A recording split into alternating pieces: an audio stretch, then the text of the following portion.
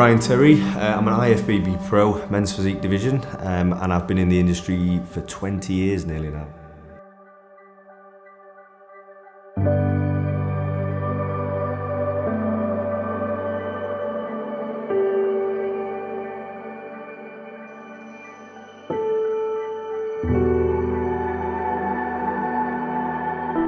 What's the Olympia? So the best title in the world is the Olympia. You can't beat the Olympia. So you can win multiple Arnold titles and you have massive respect for that because it's the second biggest show in the world and it holds so much weight just being an Arnold Classic champion. But the Olympia is the ultimate. It's like the best of the best go against each other. World Cup finals, yeah. It's the ultimate. It's the best of the best.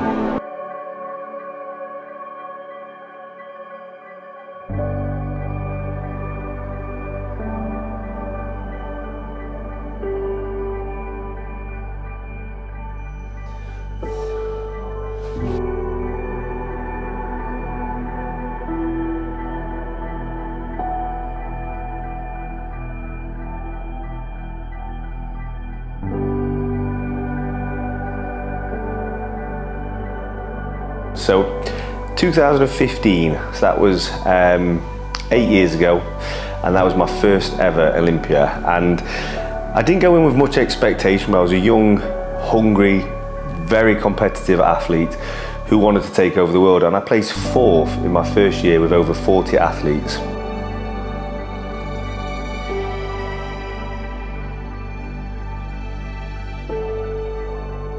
In 2016, we came back stronger, harder, and we placed 2nd in the world. 2016, we got the silver medal. So in 2017, I came back, I was 2nd in the world, and I felt like for me to be in the best position politically, if you should say that, or momentum-wise, was for me to move to America and immerse myself in the federation and really give myself the best shot. So I decided to do the Arnold Classic at the early part of 2017, and I won the 2nd most prestigious show in the world. Gave me a really good momentum and put me in a prime position for winning in 2017. It didn't go my way, unfortunately, and it actually went the opposite way. I dropped from 2nd to 6th place, and it really hit me hard. And I went into a bit of a depression, and I just couldn't find my way out of it for quite some time. So in 2018, I had to kick myself really hard to get back up and believe in myself to get back in the running for that first place spot. 2018, I came back and I placed 3rd, so I went from 6th to 3rd. 2019, I decided to come in a little bit different. I wanted to see if I could, basically the missing pieces was size. Everyone kept talking to me about size. You need to be big, you need to be bigger. And I let it get in my head, and I went in and I came in a lot bigger than I normally did, but not because I had more muscle, just because I didn't come in as conditioned as I normally do.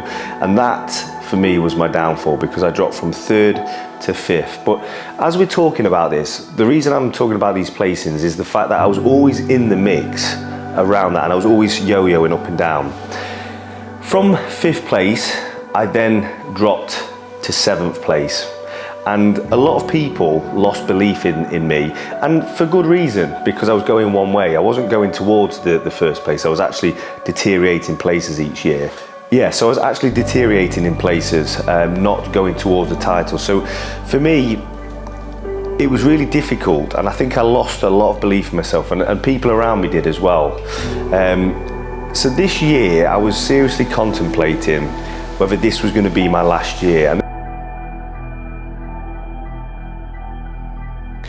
So going into this year's Olympia, obviously this will be my 9th attempt at the Mr. Olympia. And there does come a time where you start to question whether it's still worth going at, because obviously it's not just me I have to think about. I have a young family now. I've got a 3-year-old, 12-week-old daughter and my wife, and it's not me who just has to sacrifice a lot. They sacrifice a lot of social things, seeing me I'd say coming second to sleep, eating, training, everything I have to do my routine. And if I'm not in contention of winning, for me, what's the point? I prepped hard. We had 6 months prepping hard, and in that 6 months has probably been the most difficult 6 months of my life, because I stupidly decided to build a 20,000 square foot gym facility, which I'm project managing myself, and then prepping for the Olympia. And just to put into context, I was probably sleeping twice, 2 hours a night. I was training 11 till 1 in the morning. I was then getting 2 hours sleep on the sofa, and then I was doing my cardio at 4 o'clock in the morning, so that I didn't miss my daddy duties in the day, being back making breakfast at 6 o'clock in the morning. So I was still present in my family life, and then I was project managing through the day. So it was a real difficult time for me with no sleep. My wife was worried about me, my family was worried about me, because I was running myself into the ground. So, stepped on stage for Pre-Dra Gym. 47 of the best athletes in the world, and we're going in to do our comparisons. And all I remember was the things that Steve Weinberger told me 3 weeks before. He was saying your back shot is what you have to perfect and get right, and that's something I've been working on tirelessly for the past year. Everything you've worked towards, 20 years training, 16 weeks of prep, comes down to this, and you fight for it. And I'm on the side, and then they start moving places and stuff. And that moment, they said, Ryan, switch, and it was with Erin Banks. They switched me with Erin Banks, the current Mr. Olympia champion, and it meant that I was going dead center against Brandon Hendrickson. And for me, the emotions just were unbelievable. I didn't even know I'd done this. So yeah, and then all of a sudden, they went Brandon and Ryan, and I put my hand up like that to think they're gonna swap me out, because I got so used to it the last few years. Go backstage, which meant I was top 2 in the world at that stage. No matter what, me and Brandon were fighting for first place, and we were top 2 in the world. And that feeling, honestly guys, after everything we've been through, just, unbelievable. I could get emotional now. It's just unbelievable feeling.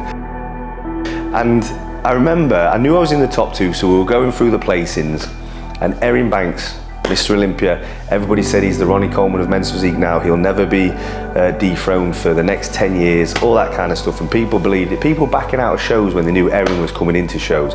That's how much power this guy had. And when he was called out 3rd, and I knew I'd beat him, and that meant I'd beaten every single men's physique competitor.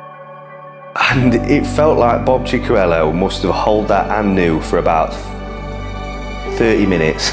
Just the longest and knew I've ever heard of. But that's all you long to hear as an athlete, and you've never won the Olympia anyway, I need to say that. That's all you want to hear, those 2 words, is and knew.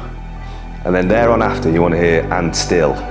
But and knew, I was just wanting to hear it so much. And then when he said it,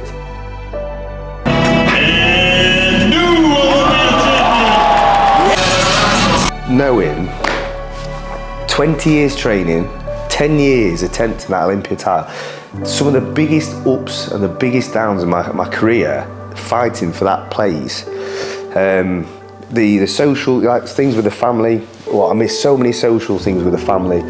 Every athlete has. I'm not trying to say I'm just me, nobody else went through it, but just knowing how much you sacrifice, every show you've done, every prep 16 weeks, every time you get up at 5 o'clock in the morning, running in the snow and never missing a meal, feeling tired, feeling injuries and hip surgeries, 3 hip surgeries, and everything just comes flooding back to you, because all of those things were just stepping stones to the Olympia. Every title I ever won, every competition I ever did, every prep I ever did was always to get to that Olympia, to win that title.